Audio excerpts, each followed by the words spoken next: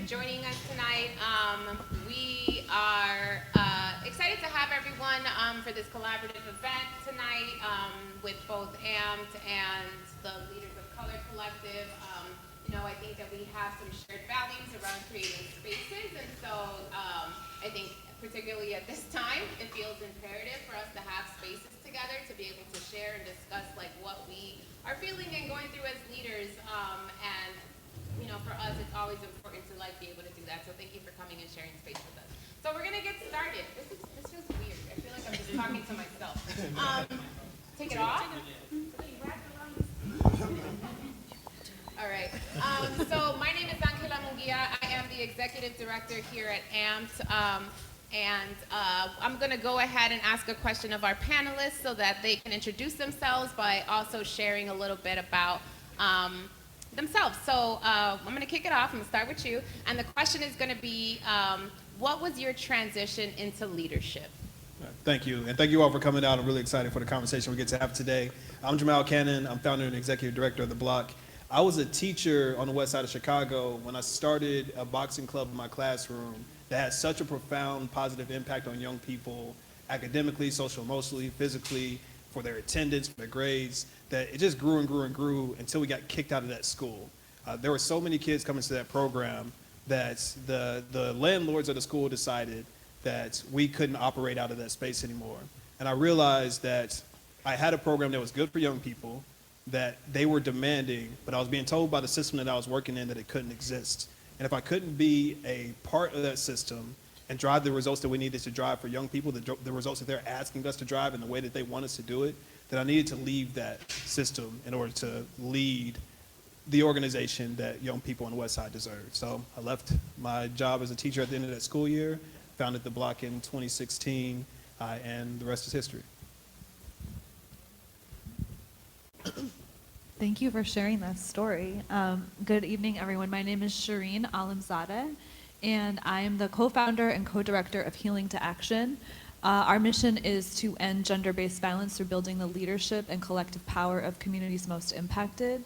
And how I came into my leadership journey was I actually grew up in a family where I learned that someone I cared about had experienced violence, and it had been kept a secret for a very long time. That stigma and shame coming from an immigrant family felt like something I wanted to explore more. It became kind of my calling professionally and led me into becoming a lawyer that represented survivors of gender-based violence. And similar to what you're talking about, I saw a lot of systemic failures. I saw a lot of people that I worked with or that wanted some support, finding that they just could not go through the legal process because the system was incredibly violent towards them and their families, or because they didn't feel like they had the community of support that they needed in order to even identify as a survivor and even start to talk about what they had gone through. So I felt called with my collaborator and co-founder, Carla, who's not here tonight, but I'm here on behalf of both of us, to start Healing to Action, to really try to come up with more community-oriented grassroots solutions that were really led by survivors themselves from those communities that were experiencing so many failures in the existing institutions in addressing gender-based violence, to come up with grassroots solutions that address those root causes and to work together to build a community of power and support. So that's kind of how I came into it.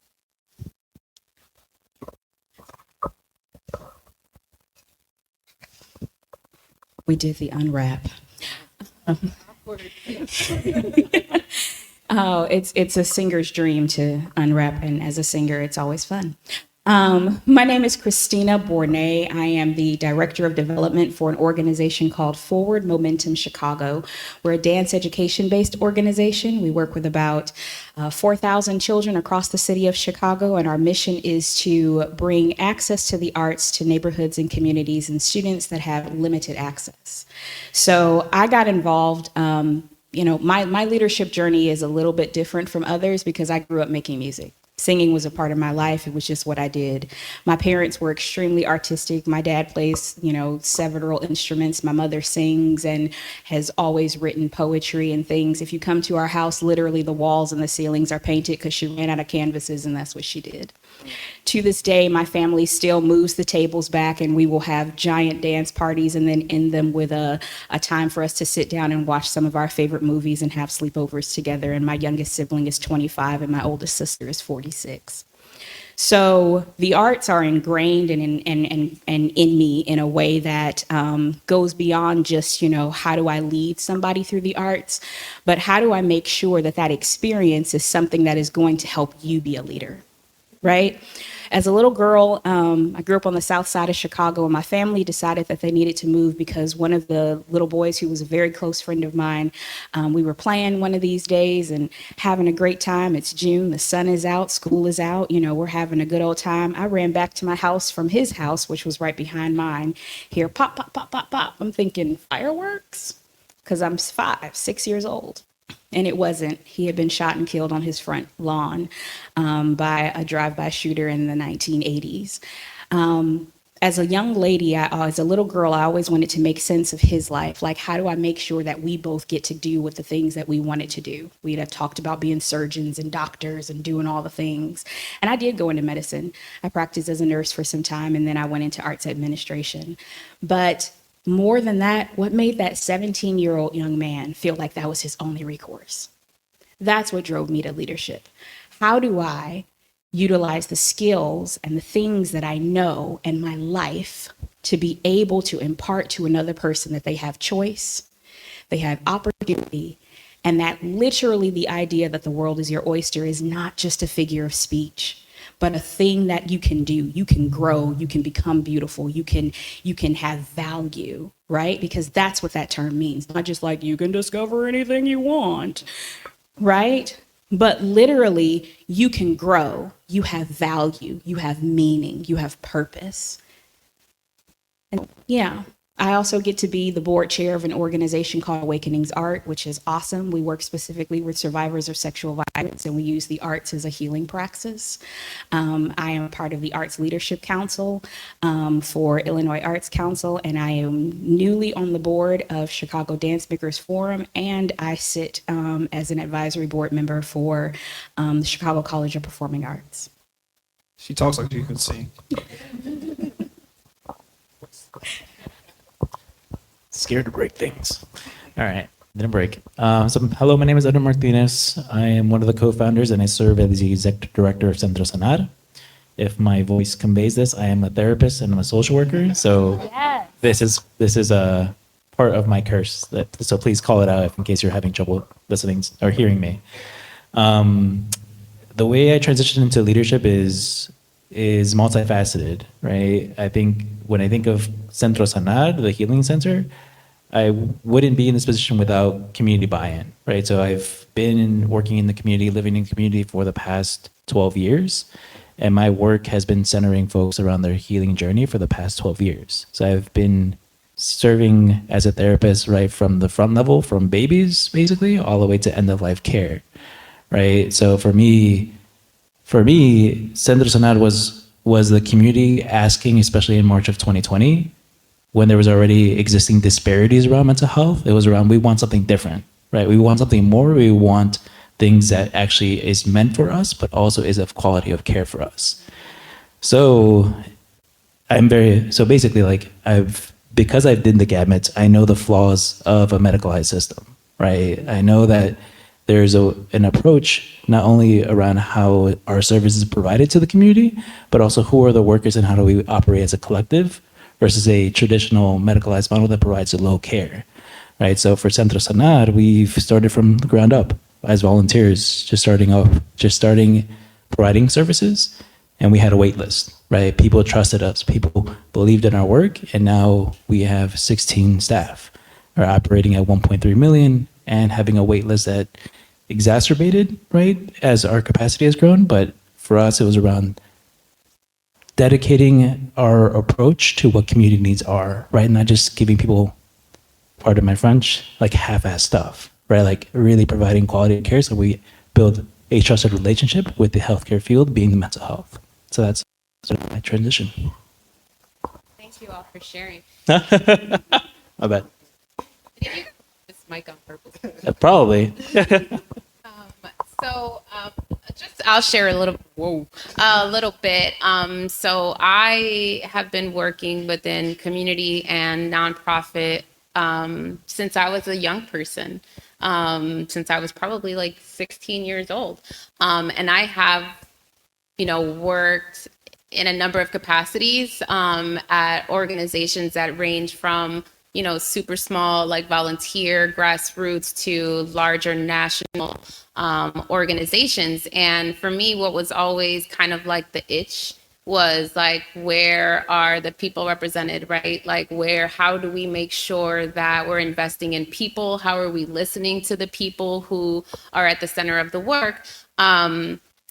Because when I was growing up, like I was a latchkey kid. I went to school, like I have kids now. So I think about the way that I grew up and I was like, hell no, like I would never, right? But my parents didn't have that option. And so I took myself to school, like came back, like I fed myself, like cereal was like a dinner all the time, right? And so I think about how community organizations really like helped me grow up.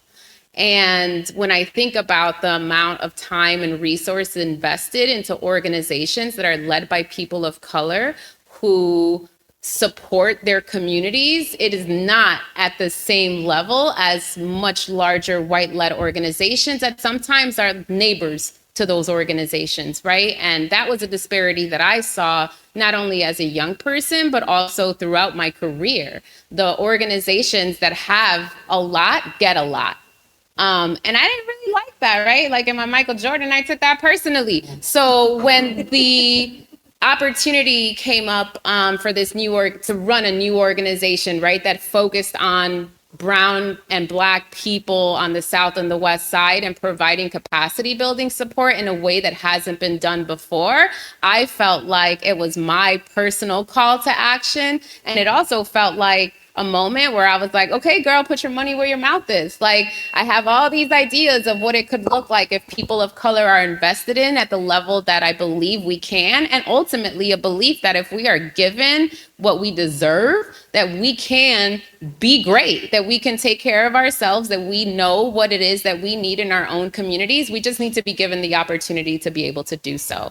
And to me, that calling was in AMPT. And I think that like when we started our work in 2020, it was of no surprise that similar, right, to Centro Sanar, like our wait list and continues to rise. And I don't think it's because like, oh, like we provide the best. I mean, we provide great work, but at the same time, I think it's more telling of how much need there is. And not only need for just capacity building, but capacity building that is made for us, that centers us as people, that centers us culturally, that doesn't require that we mold ourselves into the status quo in order to be successful. And to me, that has been like the everyday reasoning for why I feel like I take on this like really difficult opportunity for leadership, because I feel like we have to, right? Like it just feels like a must, like there's no other choice. So when we were preparing for this conversation, a big thing that came up for us was, how do we remove white supremacy culture from our organizations? That was the big picture question that we were talking about, and it feels like a timely conversation. How do we stop doing these really harmful things within our organizations? And then what does that mean on the flip side, right? So we actually want to pose that question to you all before we start answering the question. So is there anybody who would like to share with us, how is it that you are taking on the counterculture of white supremacy within your organizations? Don't be shy. I'll come over with the mic as soon as I unwrap it. Oh yeah. Well then you gotta get up. Handed you the mic. Anybody? Here's what I think we can do. If you can turn and talk to folks around you, Yep. how are you Yeah. removing white supremacy culture from your organizations? What struggle in that space? Talk to somebody. It's working? There we go. You can turn and talk to somebody next to you. How are you removing white supremacy culture from your organizations? Let's share out in a couple of minutes. Let's It go. doesn't have to be anything. It doesn't have to be anything super big. It could be small things.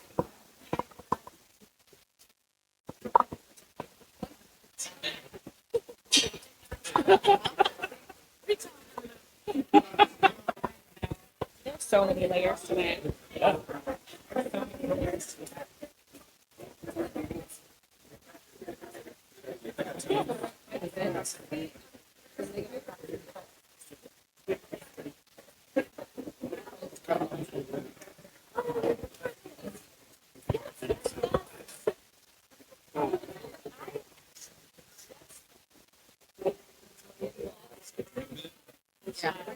1 minute.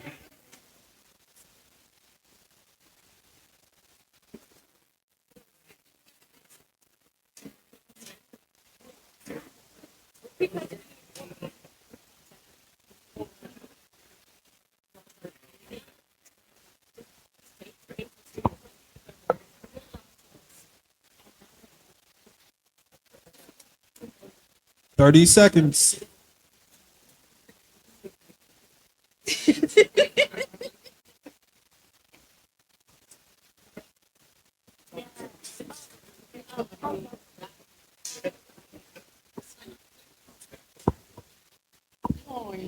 And we'll bring it back together in 10, and 5, 4, 3, 2, and 1. All right. Thank you for engaging us for a minute. Is there? Stop. Wait, you're the teacher. How do you bring people back? You can't do it with leaders. It doesn't happen with leaders. It never happens with leaders. No. They do it. You're like, clap once if you can hear me. Clap twice if you can hear me. Clap 3 times if you can hear me. All right, that was a third of the room. Clap once if you can hear me. Clap twice if you can hear me. Clap 3 times if you can hear me. Oh, yeah. Thank you. All right. Do we have any people who would like to share with us a quick something that came up in your group conversation? Thank you. And please share your name with us, your pronouns, and what organization you represent. My name is Jacqueline J.S. Allen. I'm the chair of Chicago Women in Trade. Also, I'm the founder of Sister I Got You. And one thing that we do, since we're a women organization, is teach humility. Humility and empathy, which is something. And she in the group, I'll let her tell us about My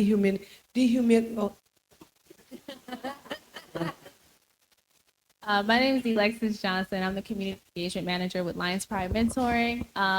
We talked about like humanization, so making sure that we are seeing each other as humans first and taking into consideration like what that looks like on an everyday basis. Thank you. Hey everybody, my name is Heike. I have a nonprofit. It's called Make Mama Proud. I assist youth that are coping with the loss of a parent with grief counseling, mentorship, and life skills training. And so when you guys first asked the question, it made me super emotional because I felt like what I am doing is not enough. And after I talked to these 2 ladies, they affirmed to me that what I am doing, just keep up that. That self-care workshop really resonates with the teens that I work with because I'm a really big self-care advocate as an adult. And I believe when you start working on that early on in life, you can better deal with some of the things that you can't control when you can work on your inner self. And I think one of my 2025 goals will be incorporating a lot of more political education into what I do. You guys, I just spent 2 weeks working the election, early voting, election day. And I think a part of the young people's education, they should be more involved in our, democracy, working, voting. But if we have more of us that want to be involved in politics and just don't quit because we're underrepresented, then maybe we can change the tide in some of the things that we see as far as white supremacy is concerned. Anybody else? I'm gonna go with the theme here. So I'm gonna get this trademark. Don't do it before me. I put in human resources. I'm in HR, and I truly focus on people as individuals. And I was struggling for a minute, like, oh, is this like breaking down white supremacy culture? But I think it is, because it's easy for folks to focus on metrics and systems and what's not working. And it's like, homie, if your people not good, your org ain't gonna be good. So let's start there. So that's what I do. Thank you. Amen.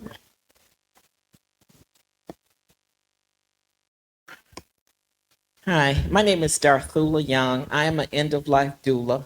My organization is Rooted in Dignity, and my associate here.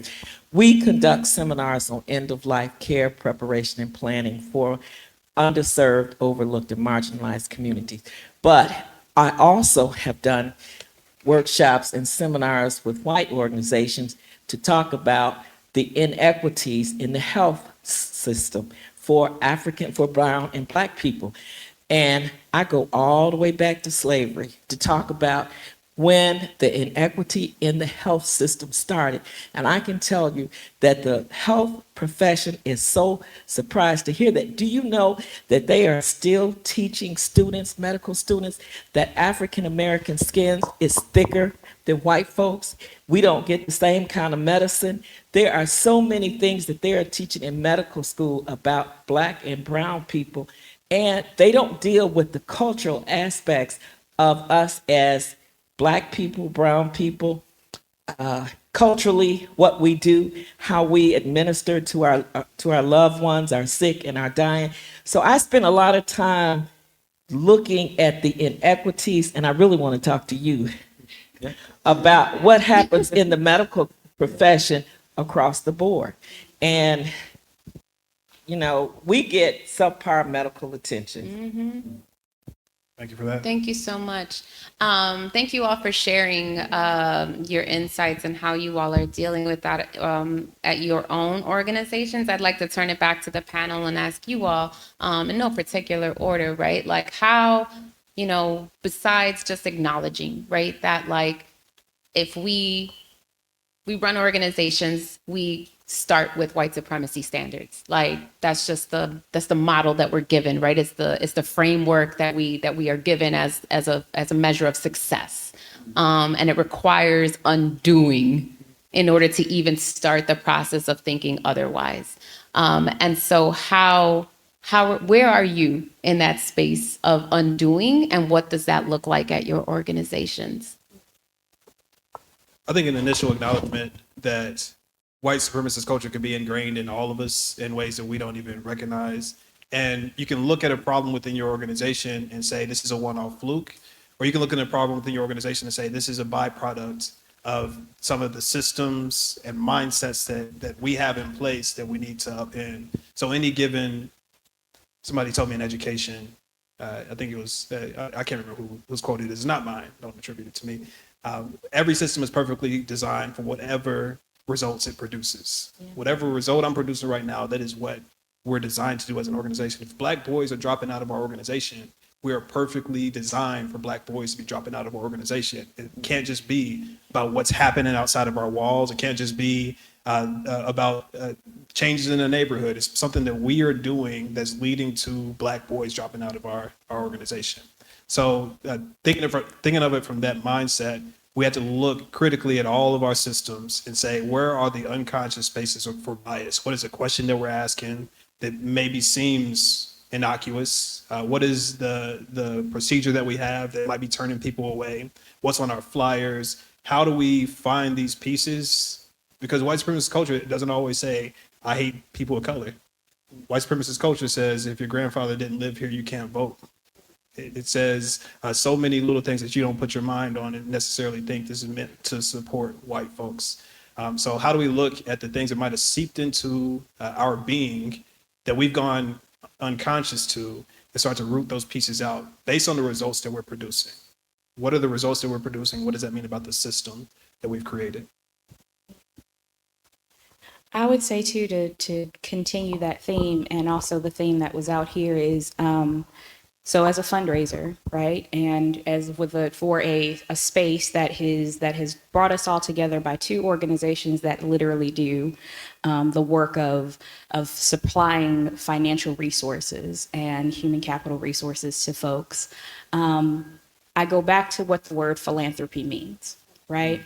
And if philanthropy is love of humans, love of humanity, then my first focus has to be on what love actually is first.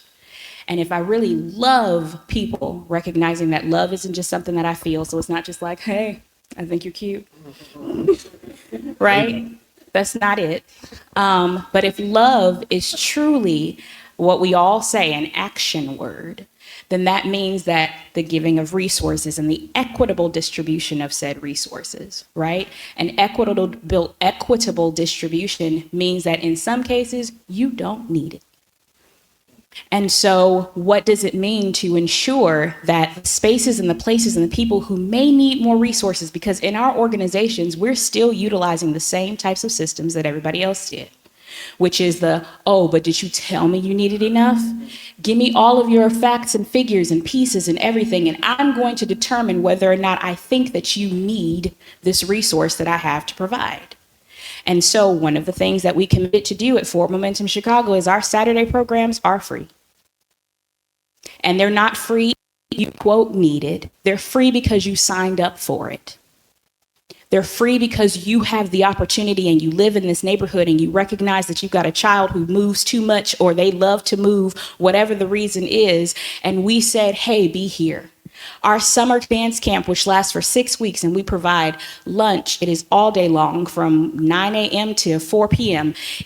We provide lunch and snacks and field trips at once a week, and they get to perform at the Logan Center, and they performed at the Pritzker Pavilion, and all of these different places. They performed at Ravinia. Our babies are doing some amazing things. That camp costs us almost $1,500 per child. I just calculated it again today. And we're able to still bring that cost to $125 per child for 6 weeks. Because we said we weren't committing to upholding a white supremacist standard, which says, I need to know that you need this. But we said that we know that it's a resource and it's necessary.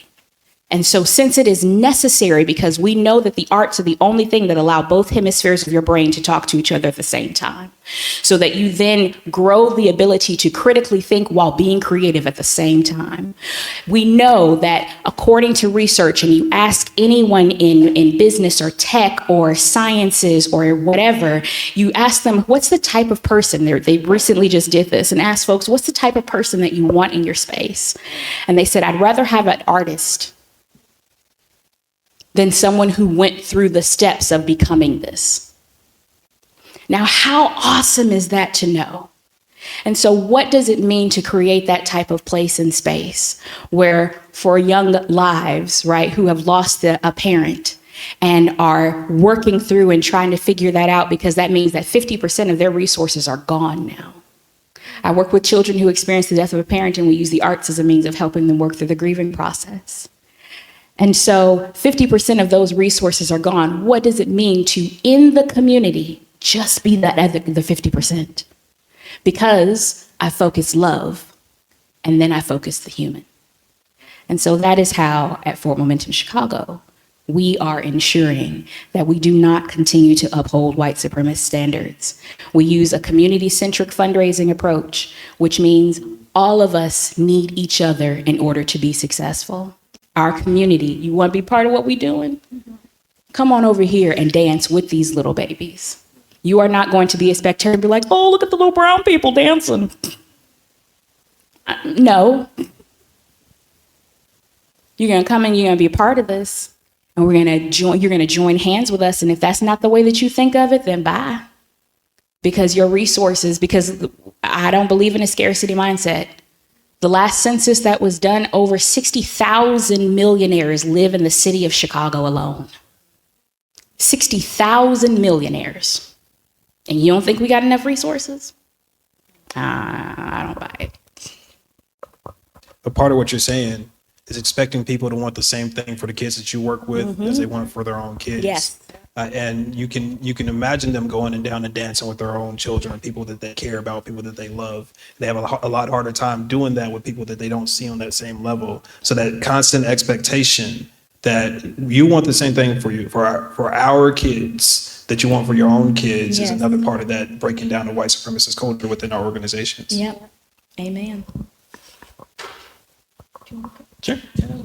For me, it's about who makes decisions, right? Like for us at Centro Sanar, yes, I have the lofty title of having executive director.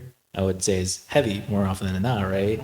But I don't make all the decisions together, right? I don't make the decisions by myself, right? It's done as a collective. I think the piece when it comes to how we operate at Centro Sanar, it's around, so I'm kind of like feeding into the medicalized system, is we don't view people as machines, right? Like as a therapist and in outpatient centers, you have a certain productivity level, right? You have to work 36 hours to bill, right? Is that sustainable? Hell no, it's not, right? Like that, and you expect us to still provide quality care? No, you have to center the people. You have to center your staff in the decision-making process. You have to determine together what your metrics are. You have to determine together what your culture is. So for us, I like to boast that we have a zero retention issue at org. I've had the same 4 staff for 4 years, right? Like that's how you address health inequities, right? How do you know your therapist? Your therapist is there consistently for the past 4 years in spaces in which the community can connect with that person, right? Like that's how you build trusting relationships. And for that reason, right, like because we focus on care for our staff, care for the community, care for our team members, we also outperform different orgs, right, to do the same type of work that we do.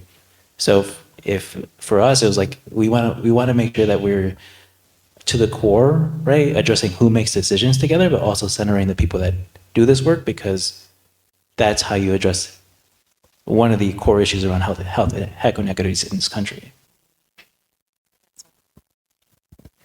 I'd love to build on that a little bit in terms of who makes decisions, because I think that's one thing I was reflecting on tonight.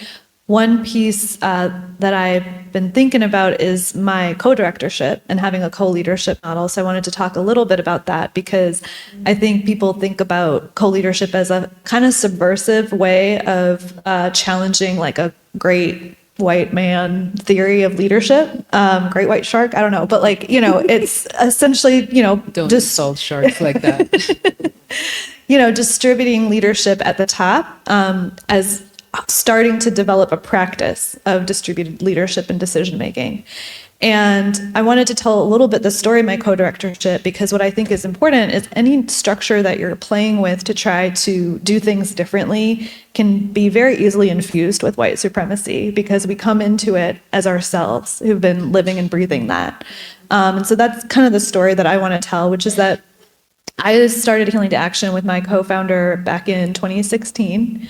It was September of 2016. So within 6 weeks, we were looking at a Trump presidency. And within a year of that, I was pregnant with my first child. And within a year of that, she was pregnant with her first child. And so it was just this way in which I would say there was pretty much no intentionality or theorization of how we were subverting the patriarchy or the like great man leadership model that was motivating us to work together. It was purely survival. It was like, how are we going? There is no way for us to be a leader right now without each other. So that was really what it was stemming out of, was that we needed each other. We needed each other in order to be able to bring this vision to life. But at the same time, that was, at the time at least, and I don't know for others who maybe founded organizations, there were not a lot of supports for co-leadership models.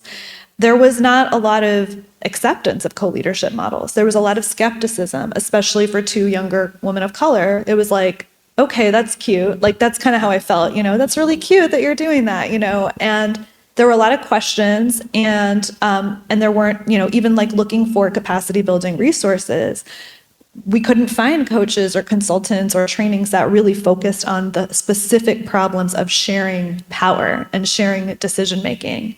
So what we ended up doing was like really closing in, and just relying on each other and kind of becoming our own island and cocooning ourselves in this partnership and kind of hiding the challenges of doing this together because we didn't want that scrutiny. We didn't want that skepticism to build. We felt like we were waiting, like people were kind of looking to see how this couldn't work. And that was really isolating and really stressful, especially as we were navigating these challenges, both like to our health and to our lives and to our communities.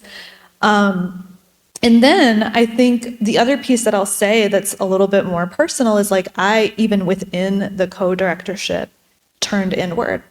When there was conflict, when there were issues, when there were things that needed to be worked out, I put up this front where I was like, I'm going to be super business about this. I'm going to intellectualize this. I'm going to shut down because I am, the daughter of the eldest daughter in an immigrant family. I am a recovering lawyer. My entire life has been designed to stand in front of people and absorb blows. Like that's who I am. That is how I've grown up and that's how I've lived in this world. And so when I see conflict, when I see trouble, what I do is I go really stoic and I'm like, I'm just going to be really thinking through this and figuring this out. And so I deprived my partnership of the vulnerability and the honesty and the expression of my needs that was required to work in true collaboration, to really be able to say, okay, look, this is what I need right now. These are the feelings that I have. Oh my God, talking about feelings is the worst, and so really stepping into that and recognizing that's white supremacy, right? The idea that I came from a bunch of white-led workplaces. I was in courtrooms where literally I would stand in front of a judge and they would be humiliating me or a client that I cared about. And my job was to absorb that and to be professional and to be quote unquote civil. I was in workplaces where crying was not okay. So that was all this stuff, all these habits, all these tendencies that I brought into this, theoretically subversive, new, unconventional way of doing things. And that did harm. I was replicating some of those things in my own organization. And I'm happy to talk more about what happened next and how we addressed it, but I will pass it back to you.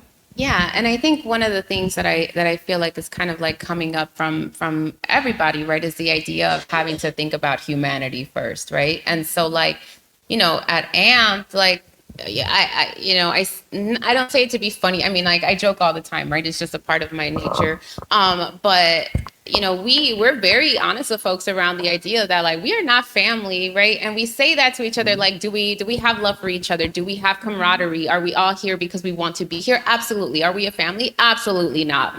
At its core, we're really honest with people about the fact that work is transactional, at its core, because if I had it like that, I would not be working. I would be with my family. I would be doing what I want. I would be making art. I would be traveling, right? I would be doing other things. I have to work because we live in a capitalist society, and everybody does that. Do we come here or we work together and we choose the things that we do because we want to be values aligned, because we want to feel good about what we're contributing to the world? Yes. Do we want to work? I don't think so, right? I don't want that heavy burden of how do I make millions of dollars? I don't want to do that, right? And so for us, it's also just about being honest with folks about that, right? And saying we do this because we have to. We have to because we need to live and we need to survive. And so we choose what feels like is the most aligned with our integrity. But let's be honest about why we have to work. Yeah. And then how do we create the circumstances within that allow for us to explore as much of our humanity as possible? For me, that means starting within at the cultural aspect of our organization, because I can't expect you to support other organizations in building humanity if we don't start that here, right? And so for us, it is the exploration of slowing down. Everything is not urgent. It is giving people time, right? It's saying, I don't know. Like, I don't know half of the things, right? It's admitting that we make things up as we go, that we're not just experts because we hold titles, that we literally make things up every day. I make things up every single I made all of this up, right? And we all I just kicked my water over. No, but I'm serious, right? We make things up and it's not some mystical thing. We are not here because we're so much smarter than everyone else. It's like we are all just trial and erroring. And if we're just honest with each other about that, like we can create community around that. And it's, to me, it's like this like release of perfection. Yeah. Yep. Because that is white supremacy, right? It's the like I have to be everything. It's the like I have to be stoic, and I don't cry either. But I have to show vulnerability with my team because like that is also releasing white supremacy. Like we don't have to be hard. We don't have to like hold power. Like we don't have to do those things. And if we can do that amongst ourselves, then we can explore that with people outside. I think we spill water. That was me. So I think like for me, it's also a matter of like the practicality, right? Like, how do you get people on board? Because we can have these ideas. We can say this is the way we want to run our organizations. But we're not the only people that get to decide that, right? We have boards, we have other people, right? There, like you have folks who have to be bought in. Yep. How do you get other people on board with shifting the culture of what we've always known the workforce to be? One of the things that I'm hearing is wanting to create different structures, and a lot of those structures are around how do we make decisions as a team, whether that's through the collaborative model, whether that's through listening to the community, how do we decide? And one of the things that we've done at the Bloc, well, we're working on doing at the Bloc, is making it easy for people to decide when I can take a decision and run with it and when I need to talk to everybody about it. So there are basically three different things that we think about. One is it urgent? And defining what urgency is. To me, urgency means a bad decision is better than waiting. So there are very few situations that are truly urgent where like you can make the worst decision you can think of and it's still gonna be better than waiting to see what happened. If it's urgent, you gotta make the decision now, go ahead and make that decision. The second thing to think about is, will anybody else be impacted by this? So if anybody else is impacted by that, you need to consult those people and make sure that they're brought in on the decision, because especially if they're gonna have to execute on that decision, you don't make decisions for other people, you go and consult those people. The third thing is forgetting the third thing when you're in front of people. No, am I the best person to make this decision? Do I have the knowledge that I need? Am I is it, if it doesn't involve anybody else, if it's not urgent, is it me that needs to make this decision? And if it is, and I make the decision, or anybody else can, or you consult or delegate to the people who need to make the decision. But putting a structure in where people know when a decision is theirs to be made and when we need to collaborate, so that we don't make top-down decisions all the time and everybody has a potential to make decisions that impact their work. How do you get your board On board. Couldn't wait for that. Well, because let's be honest, like boards are, like, I don't want to say they are the decision maker, but you need to like corral them into your vision, right? So if you're changing the vision of like what the nonprofit industrial complex looks like within your four walls, like how do you get them to say yes to that? I think, to be honest, I'll be very honest, like Greg, I struggle with my board, right? Because, and I think that's also attributed to hyper independence on my end, right? Like, so I really resonated with like how we put up walls specifically. And I think that especially as a person of color, it's very hard to know when to ask for support, right? Like, and I think being hyper independent is a trauma response, right? But it's a trauma response based on systemic injustices and things of that nature. So for me, it's very difficult to be like, I know when I need support and this have me help you basically, right? So it's still an aspect of which I'm unlearning, but I'm also being transparent with my board members. It's like, these are the areas where I know I'm hyper independent at this moment, and I need you to reel me in. Right? I need you to be that person to call me out, because like I'm a soft talker. I need folks to call me out because I've become hyper independent because of I'm kind of gravitating to you, is like the need to address the need in the community and how to get things going off the ground. But that is not sustainable for me as a leader and also for my team as well. So I had to be very honest and very transparent in terms of bringing folks together And my board right now resonates with that, right? Like they resonate with that. They also trust our team. They're not going to the granular, but they also are knowing when I'm disconnecting, right? When is my pattern of communication? How am I showing up in these board meetings and things of that nature to bring me to reduce my barriers, to reduce my walls? I second that emotion. Because as a person who is also hyper independent, I end up doing that. And so one of the cool things that my executive director does is to kind of call me in when that happens and to say like, hey, Christina, you're siloing again. I think the other part for me when it comes to that type of board transformation is experience, right? It's making the things that we're asking of our board and the things that we are shifting experiential for them. So rather than it just being me saying like, hey, here's the shift that we're making when it comes to the way that we're doing things, it is come and experience how this shift is transforming what we do and why we do it. It is taking the what and the why of our organization and making it something that now is something you yourself carry to, as opposed to you yourself just feeling your heart is happening, right? Because at some point, it has to go beyond just the feel-good moment. It's got to go beyond just the thing that is like, oh, I said this when we were, discussing this. Folks will ask me, like, oh, Christina, how you doing today? And I'll often respond with, oh, I'm doing all right, just trying to heal the world, make it a better place for you and for me and the entire human race, because there are people dying, right? Because at the end of the day, each and every one of us sitting here in all of the types of business and work that we do are doing it because there are people dying. And the song goes on to say, but if we cared enough for the living, we'd make a better place for you and for me. And so I take my board on a constant conversation, and I'll agree with you, it is the hardest thing in the world. They'll tell you all of the reasons why they cannot, but send them the pictures, right? A photo is not going to convey the experience. And so I need you to be here. And one of the things that my executive director and I have committed to doing, especially this year, is if you're not going to commit to what it means to experience what we do, then I'm going to ask you to find another spot to be in the organization where you can still get what you're getting out of it. But I've got folks who are committed to the experience of change and transformation and not just to what it looks like on a picture. I want you to train me on how to talk to my board.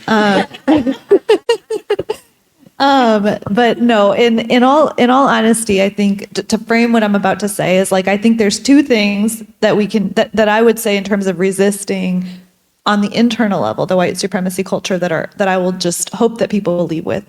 One is that when you are trying these new structures, don't do it on your own. Find that supportive network and fabric and really build that for yourself. Invest in it, because you can try to do it for a little while on your own because you feel like such a sense of urgency around it, but it will not be able to survive past like whatever, limited amount of time that before you wear yourself out. So get the support, and I'll talk more about what that looked like for us. Back to the example I was talking about earlier. And the other thing is to feel your feelings. Yes. That is a strategy of subversion that, like, bringing that into whatever you're experimenting with is going to allow for you to move through the discomfort of whatever that experimentation is in a way that is, I think people talking about, like what I'm hearing people talk about is in an integrated way, where it's like, you're not your work. That's not what it is. But when you're at work, you don't feel like you have to completely put yourself to the side and kind of watch yourself move through the workday and then go home and be yourself, So those are the two things I would say. So in terms of like what that looks like with our board and just generally with this co-directorship structure and trying to figure it out together, we really did start to reach out for support. And we also recognized that we needed our board, and it is really hard to tell your board when you're struggling, and especially when it's something like that, like a shared leadership structure where it's not just your business, but it's your partner's business too, to be like, we need support and we need you to step in. So that took a lot of courage and it took time. But what we also did was we tried to create a supportive structure for our board. And so what that looked like with respect to the co-directorship is we actually brought in a consultant to work with them on developing a really like values aligned 360 evaluation process. And the reason we wanted that was both because like we only had each other for support at that point, right? And that's a big burden to carry for your co-director to be like, oh, your professional development, oh, how you want to grow, oh, like all the things that you want to be involved with. Let's figure that out together. No, like the board has an accountability to be supporting us with that. But it was also to provide them with some more visibility into the issues that we were facing by having us do a self-evaluation, by having our staff like do evaluations of us that they were able to look at, for the board themselves to talk about what their experiences were working with the co-directors. And that gave us like all this information that was really valuable that we had never received. Like we had gone maybe 4 or 5 years without getting that.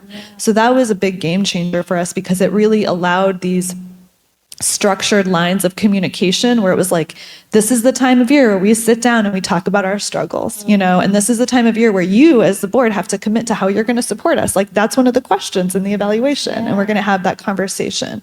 So that structure was really helpful. We also hired a coach. We found a coach finally that specialized in working with co-leadership, and it was actually a coach whose practice was a co-directorship.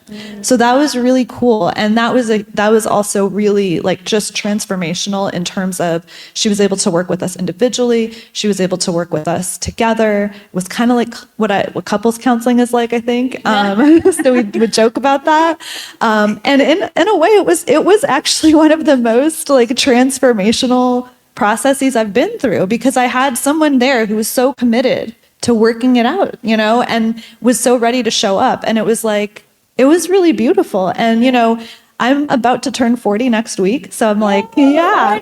And I'm like, yes, I know. Thank you.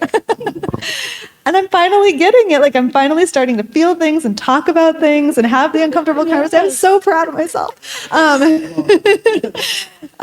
So that's the other thing. And then the last thing I wanted to say, that's not about the board specifically, but we also realized that this was something we were starting to get into this like 40s energy. She just turned 40 last week too.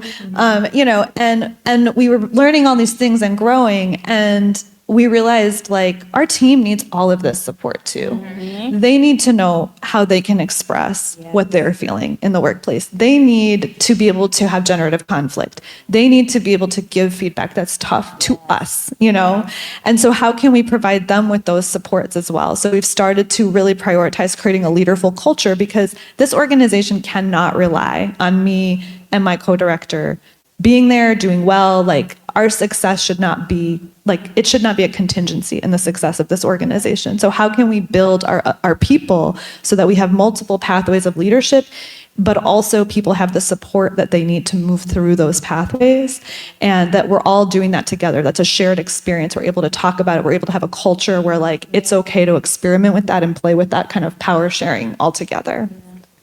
That is so cool. If I can just say kind of, first off, we should talk about how you did that, because I think that there's some things that internally we're doing too, and just the power of doing an organizational assessment, like the immense power in that. And I know for us at Fort Momentum Chicago, we were kind of looking forward and saying like, okay, we could either keep going down this road or we can stop and evaluate, is this the road that we're supposed to be on? Is this really seriously our actual journey to take? Or are we doing something that someone else has kind of like laid on our backs, you know, or something that doesn't make, you know, doesn't continue to make sense in this moment? And one of the cool things about AMPT is that we were able to reach out to them and say like, hey, we want to do this exploration. And they helped us fund that. To be able to just do an organizational assessment. Are we still serving and doing what we said we were when we first got started 10 years ago? And now that we're here at this particular point in space, what we realized was that, hey, our communication as a staff's got to change. The way in which we engage with our board needs to shift. The things that we say about our neighborhood and the communities and stuff. And so I just really you're talking about, what it means to do an organizational assessment, right? We don't, and I think even as a person, how often do we SWOT ourselves in our own individual lives, right? Scary. And say, like, what are my strengths, my weaknesses, my opportunities, my threats, right? All of those things. Do we do that interpersonally? And what this organizational assessment allowed us to do was to not only do that for our org, and to realize that there were some massive shifts that needed to change in the way that we worked together, because we were committed to that together, right? But that we also needed to make sure that we were looking at internally at ourselves too. And like you said, how you're functioning. So high five, sister girl, and let's keep on talking about that one. I want to I feel like a rarity, but I feel really fortunate to have the board that I have. But it hadn't always been that way. So we went into 2020 with a board that we had started with, and I, went into 2020 and really just sprinted through all the work. I felt like I was really on my own because our board was good for the start, but we needed a different type of board for where we were going to go. A friend of mine told me that the people who are with you on day one aren't always appropriate for day two. And you should always honor the things they did for you on day one to help you get up, but they're not always the people to help you get to the next level. And we just had to have some really tough conversations around the fit for their place on the board, whether or not it was what they needed at that point in their lives, and that they could do the things that we needed to do to get to the next level. And we turned our entire board over, which was tough to explain, but we turned our entire board over, really based off of consent and people realizing that they weren't the right fit for where we were going, maybe because of their time, maybe because of where they needed to go in their lives. And we brought on a board where I feel like I can say what we need and they'll try to go and make it happen. If they can't make it happen, they try to go and find somebody who will. I can say, hey, this happened and it wasn't what we needed at that time, and they'll try to remedy that piece. So those candid conversations, both with the past board and with the board we have today, helped us find those day twos that we needed to get to the next level. Yeah, that's a really great point. I want to come back to this idea that was like brewing here, right around like the idea of having one like team, right? And how you don't kind of put yourself in this place where the organization is the success or the failures are all contingent on you as a leader, right? And the importance of like bringing other people along. But also like this idea of having to do the work inward, right? So my next question to you all is around like, one, like, how do you bring your people along? But also when you are not doing it well, how do you take accountability and how are you showing up when you're fucking up? I just apologized to my team yesterday. So that's my contribution. Like, but for real though, right? Like I always tell people when I was a little girl, the thing that made me realize that like, the thing I valued the most that my mom always did was apologize. My mother was a parent who she knew that she had a wild child, and that was me. And out of all, I'm one of 8 children. My parents met when they were in high school and then had children over the next 22 years. So it's interesting. But number 2, was the one who was like, I'm sorry, why? I'm sorry, what? I remember being, 3 years old, and my dad said something to my sister, told her she shouldn't laugh at something. I turned to him and I said, she can laugh whatever she wants to. How you gonna tell her she can't laugh? So I say that to say that my mom having the grace to be able to apologize and say, hey, I did not do that well, and I'm sorry, is a superpower that I carry into my life now. That when situations and issues happen, one of our major funders looked on our website, did not see what they thought was the type of gratitude they needed. And I needed to, first off, breathe, because my first issue, what I wanted to say first was that. All of that, that comes as the shoulder shimmy happens and the neck goes and all of the things. But what I ended up saying instead, or what we ended up having to do, was to just say, I'm sorry that that's how you feel about it, but let's talk. And from that conversation and being able to just say, like, what is it that you were thinking needed to be in this space? Because in my estimation, it's all here. Right? But what else was it based upon what we've agreed upon that you felt like you needed to see? That funder goes back and look and says, oh, my bad. I'm sorry. I actually was wrong. Now, we did add some extra stuff and do some other things, but we pulled him to the mat too, to be able to say, I'm sorry, this didn't look the way you thought it should look. However, let me explain what's actually here. And sometimes in the work that we do, because I don't know about you, but I get tired of explaining myself and saying things more than once. But we have to. And part of the humility and the grace of growing your board and growing your staff is recognizing that in the same way in any relationship, I can't say something once. Just because I told you once that my favorite flower are Jabarias doesn't mean that you're going to remember a year and a half later that my favorite flower are Jabarias or however you spell it. Somebody can tell me things. And that's okay. And sometimes it requires us repeating ourselves a couple of times, because part of the journey of being able to create and clear and make a way means that I have to continue you don't just dig one spot and then all of a sudden it's ready, right? You got to keep digging. You got to keep going, right? You got to keep moving. And it's that consistency that allows for change to truly happen. And so how are you being consistent with your board and with your staff and saying, like, these are the things? Are we all still in agreement? Because if we're not, then let's figure out, right, where we go from here. But that consistent conversation, right? And even when somebody does something, you're like, I know good and well you're not bringing that mess to me, is how you're feeling, right? How do you still say, I know you're not bringing that mess to me, because we want to honor our feelings, right?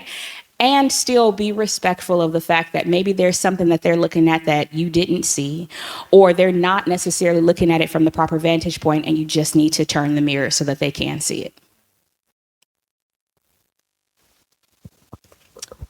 So you stewing over there, Edwin? Yeah, I think there's a level, so in agreement. I think the one thing I would add is your self-awareness, right? So I think of brave spaces that your staff have, because we're all leaders. We all have power, yes. Right? Like, and because we're leaders of color, there's a sense of like, you made it. So how dare I tell you that you're fucking up, right? Like, and I think that's very harmful. Yeah. In your culture, in your organization. On top of that is a sense of perfectionism as well. So it's like then your team is less likely to call it out or be brave enough to show you that, like, hey, you're messing up in this piece. I think I say this to my kids, or my kids call me out as well, as like, sorry is cool the first few times, right? Yeah. So how do you intentionally address that? So it's part of your work plan. It's part of you. It's part of how your team is holding you accountable, and also being supportive for you at the same time. So there's a level of vulnerability or bravery that you have to show in different levels within the organization as well. So I think that's what I would add as far as self-awareness. What you just said about the work plan and the kids reminds me of something. Well, I'm like, do your kids have work plans? Because I would love that for my kids. JK. They would be like, you need to be on a work plan. But one thing that we've just implemented this year is 360 evaluations. But what's different about the 360 evaluation is that I get 360 evaluated too, right? And the board is supposed to do my evaluation, right? But I don't see them every day. I don't talk to them every day. They only know what I tell them, right? So like, how fair is that? Just being honest, like, how fair is that? Like, I say to them, hey, I'm doing a great job in the following ways. And then when we do our evaluation, they say, hey, you're doing a great job in the following ways, right? Like, it's not real. I mean, it's real, but it's not real, right? And so we this year have decided to do a 360. Everyone gets multiple perspectives so that we're not just doing supervisor to, direct report, because that's also, there's bias in that, right? It's also like, who do you work with of your colleagues and what do they have to say about the collaborative work that they do? But then I get evaluated now because I work with these folks, and that's something that I will then take to my board and say, hey, this is actually what the team thinks about what I'm doing, right? And it's uncomfortable, right? Because then you got to hear about yourself a little bit, right? But it also means that if you're willing as a leader, and especially when you're like, we made it, right? It's like you're not above accountability. And I think that to me is a big part of it, is just like, no one is above accountability. And if you create this space for folks to feel like even you as the like person who sits on the top, right, is accountable to the way that you are interacting with each other, then there creates more safe space for folks to be able to say in everyday conversation, hey, we need to talk, right? And so, I mean, stay tuned. I'll let you know how it goes. But at least that's like for us, like it's like the way that we're trying to implement, you know, how they're structured to the way that like everyone kind of gets the same treatment. And I just don't get to like say, hey, I'll talk to the board about that. Don't worry, guys, you know, whatever. I do want to, for the interest of time, did you want to say something? Go ahead. I just want to take some time to see if anybody has questions. Is there anything that you all want to ask or hear about, or even just share on reflections that you have this evening? Yeah, go ahead. Jamyle will be there in a second. It's being streamed. Oh, it's being live streamed. So yes, sir, please. Thank you. Appreciate you. So I just want to say first, thank you all for presenting this. It's been really great, and I've loved hearing all of the comments.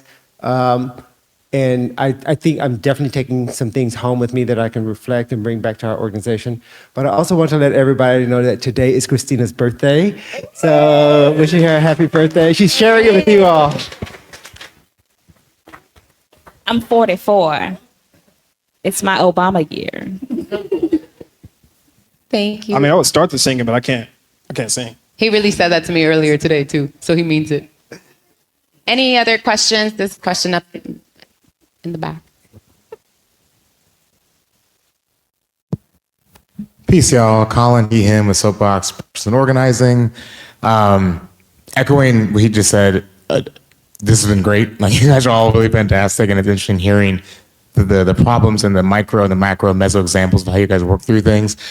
This is kind of meta. I'm just thinking about my org is super, super small and do a lot of contract work and project work where we're going to start growing infrastructure personnel-wise, which feels really good, exciting. And I've got some resources already for that growth that is impending. But I'm curious about like panels like this, and when we talk about our work in the world, we do film and narrative change and grassroots organizing with some attitude. And so I think all the folks that work with us are kind of homies or organizers first, and also filmmakers or filmmakers first, and homies and organizers, share our politics, black, brown, queer, whatever, and folks that are charismatic, like talking in public, and folks who aren't. And so as we grow, I am confident we'll get folks that like our mission and believe in our theory of change and changing mass consciousness on a radical level and organized liberation. But I'm curious on if, as your orgs have grown, how you not give folks to buy into the mission and the dream and the theory of change, but how you give folks tools, especially folks who aren't used to talking in public or being on panels, things like that, how you give folks tools to articulate that vision to themselves and out of the world. Because it took me 10 years to speak about Soapbox in the way I do now. I always believed the same thing, but now I have the language and some of the just, I believe it more than I did 10 years ago. And the world's changed, it's made it easier to lean into our mission. So I'm curious about folks that maybe introverts, extroverts, what have you, different roles in organizations, how you get them to be excited about talking about the mission and what you do, and or maybe that's not the goal too. Maybe that's the question is flawed from the beginning. So I'm just curious about that. I have a quick thought on that. Yeah, go for it. So I think one thing that loosens people up, makes them more able to go out and speak about the mission, is giving them a real stake in the direction of the mission. So one of the things that we did in the past quarter was everybody stated the most important thing that they could do within this quarter, and they action plan themselves. This is how I'm going to impact this organization. These are the steps that I need to achieve that. And this is how it ties into our bigger goal, our bigger team goal that we have. So everybody has their own understanding that they've created on how they impact the organization. And then they get to speak on that freely because they decided it. They know the ins and outs of it. They're not just regurgitating what I've told them about the mission. They now have a deep investment in that part of the mission to move us forward. Go for it. Oh, I was going to say to the part of like getting folks who are introverted or like getting, publicly. So actually, I'm going to share a funny story, Jamyle. So we, last month, a month and a half ago, we had our 5-year anniversary party, and there were like, a lot of people here, right?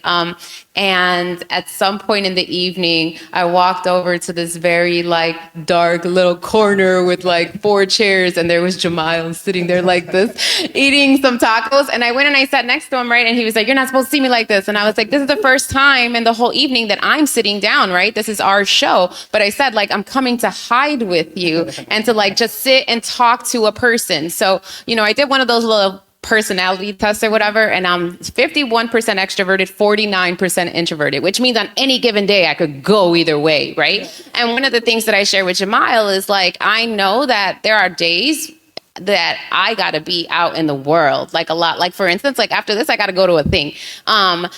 And sometimes it's 4 times a week. That's not necessarily what I want to do, right? But what I've given myself is the opportunity to say, if I'm going to do that, then there's going to be times where I don't talk to people, or I'm going to schedule my day that I will not have a meeting until 3 or 4 o'clock because I have to store up that energy for the rest of the evening where I got to talk to everybody and nobody at all, right? And so like giving people also the opportunity to hear you say, we don't all have to be the same. We don't all, like this idea that you have to be some extroverted person to be a leader is not real. It's about how we manage what we have. I don't have it in me to do that every day, right? But I have to manage my time and my energy in order to give myself that space to do it when I have to, right? So just like releasing this idea that like you just have to be on all the time and you have to be that person, and just like leveling with people like, I don't want to do this every day. So this is the way that I protect my energy. This is the way that I protect my time. And I invite you to like explore what that looks like for you in order for you to be able to do it too. Yeah, I think the way that, first off, I'm an ambivert too. Yeah, so yay. Let's go home. Right? Like there are some days I am like here. My executive director and I, who spoke a little earlier, talk about the being on, and like what that means. But so some clear things. So when I train boards and I train folks on how to do this, there are 3 different ways that we look at it. You're either an ambassador, an asker, or an advocate, right? Yep. So those are sort of the 3 things that you're looking for. Ambassadors are the folks who are going to partner with you, right? So they're going to go with you, or they're going to be someplace and just hand out a flyer, give all the things, right? Just make sure people know about you. They may not necessarily be the asker, but they will absolutely be right there like, here's been my experience, right? So find the folks who will who are okay with like, who can articulate what is the value that they have in the work that they're doing is piece number 1. Your askers are the people who are not afraid to get in somebody's face and say, will you do XYZ, right? Most of us, when it comes to our boards or the folks that are a part of the work that we do, don't have as many of those folks who aren't afraid to do that asking piece, but a lot of them will say, I'll go with you, right? So making sure that they're able to be a part of that with you. Your advocates are the people who are going to be in spaces and just say like, hey, FYI, here's an organization that does XYZ work, or here's a person that does XYZ things that I think would be great. Let me connect you, yep. Right? And they're doing that particular work. So the differentiation is asking folks, and I'll share with you a piece that I give to people all the time to be able to identify who they are and how they do that, right? Now in that you then pair those folks together so that they can begin to do that work. And you take them with you, right? And you create talking points. Do they have just the brief pieces about the organization that are important? And we role play them things, right? We sit up there and make that happen. Why? Because in the activity of us trying it out, you get more comfortable. Because if I can do it in front of somebody that I feel like if I mess up in front of, then they're gonna look at me like, you don't know that? Then I can do it in front of somebody who has no clue.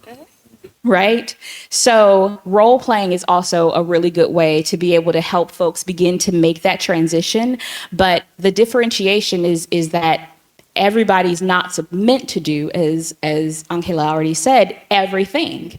And so let folks sit in the spaces that work best for them, and they will work their way up to actually be built into the things that you actually need because you've respected where they're starting and they're growing from.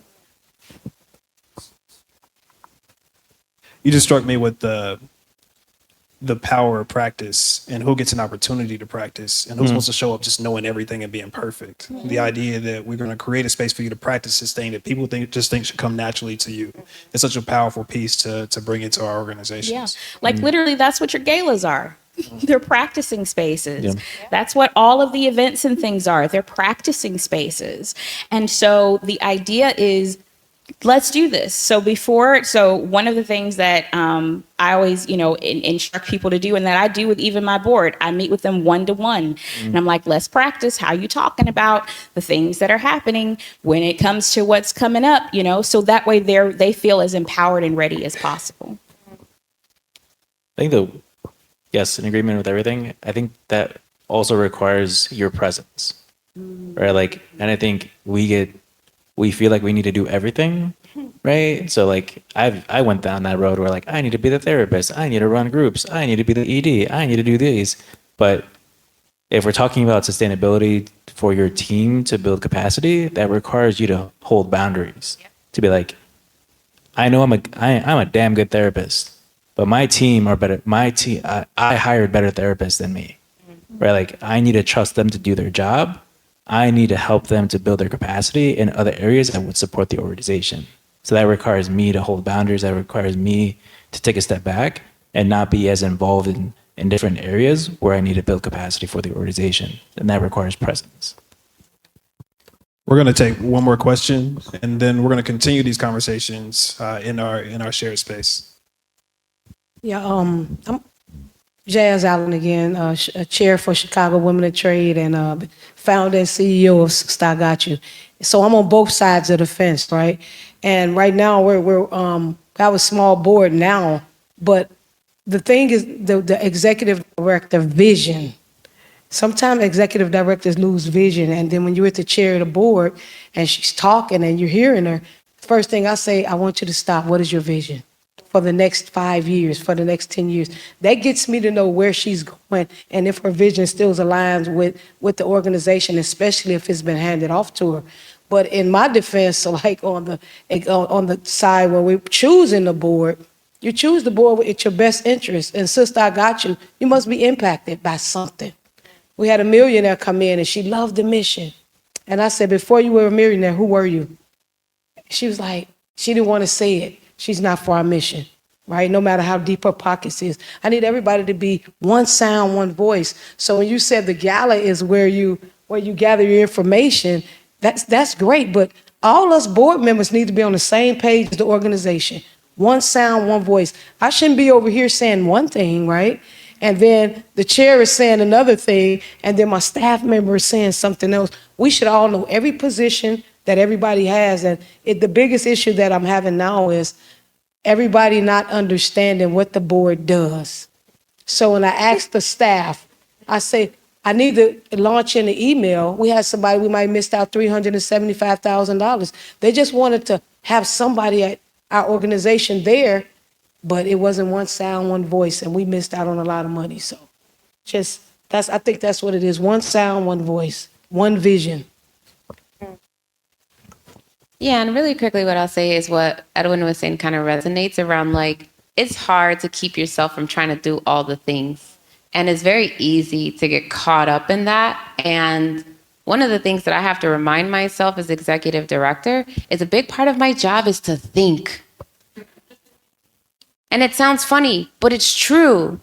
But I don't have that time sometimes. Like I'll look up and I'll be like, damn, I haven't done that in a really long time because I have been caught up in the day-to-day to-dos. And it's really like, I got to put time in my calendar to literally just sit and stare at a wall and to just like vision out and think through, right? And I think that it's really easy to get caught up in like the day-to-day because there's so many things that have to happen on a regular basis.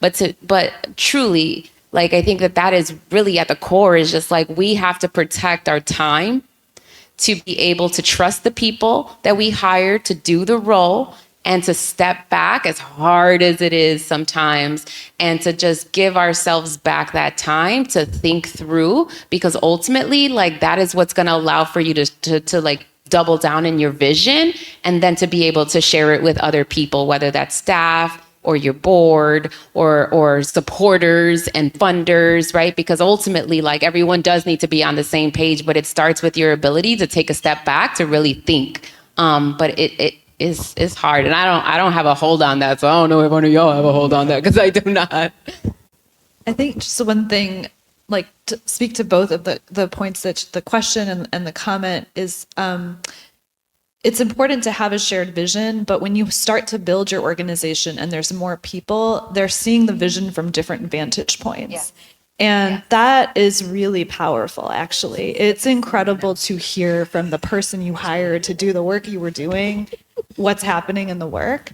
But I do think that a lot of times, like for me, when I started the organization, I had to learn how to do storytelling. Like, I had to learn how to talk about our work, to get people jazzed about our work, to tell the stories that people needed to hear. And our team needs that too. And they have such a rich array of things to share, but they do need that support. So one thing, just like a tactical idea, is as you build your team, is is to start to build a storytelling practice in the organization. So that's something we actually do, is like, at our staff meetings, we have a person that's on deck every week that we have a staff meeting to share a story about their work. And we might give them a prompt so they have something to work with. But they practice, and it's hard. Like, people all feel nervous, like they're on the hot seat, but it allows them both the opportunity to practice explaining their vantage point, but also to get that affirmation that, like, you can do this. Like, your story is powerful, your perspective is powerful. So giving that to them, and then also giving them feedback so that they can build that story.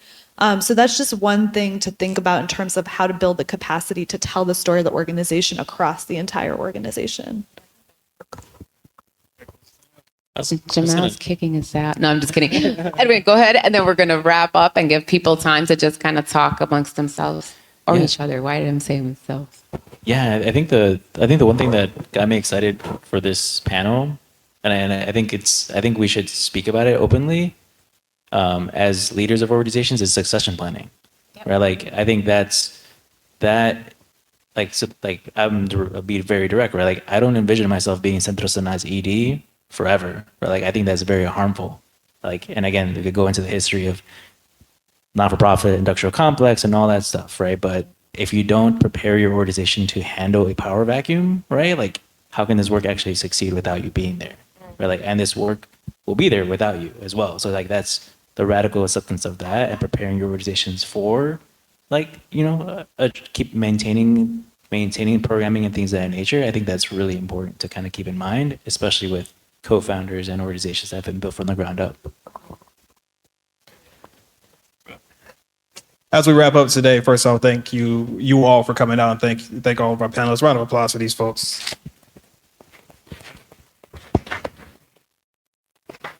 We still have food and drinks, and I would love for you all to partake in those and continue this discussion. Maybe discuss some concrete takeaways that you might have, the tactics that you use to subvert white supremacy within your organization, or even share some of the places that you hope to grow. And I also don't want to lead us, but we are going to sing happy birthday to Christina.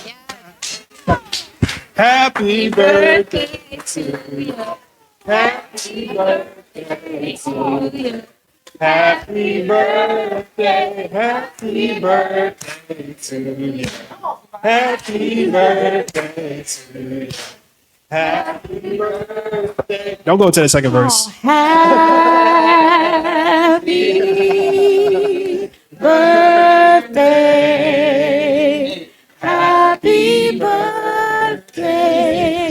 Sorry, I'm singing to myself. She's better than us. Oh, thank you.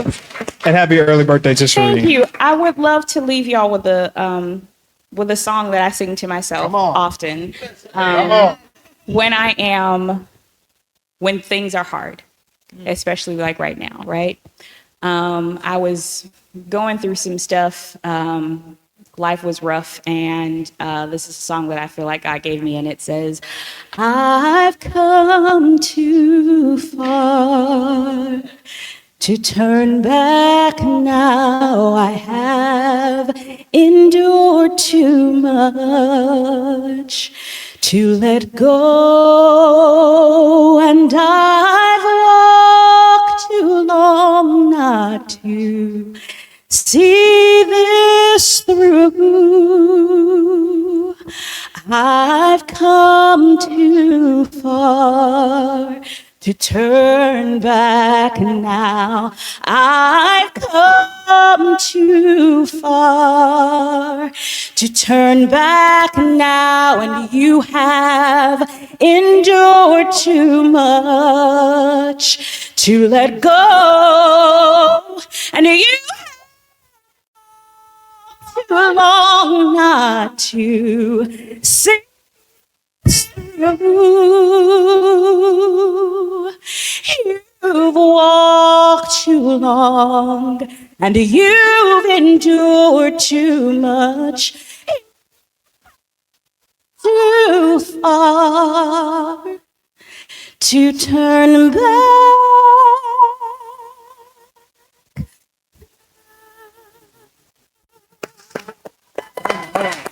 Y'all be great.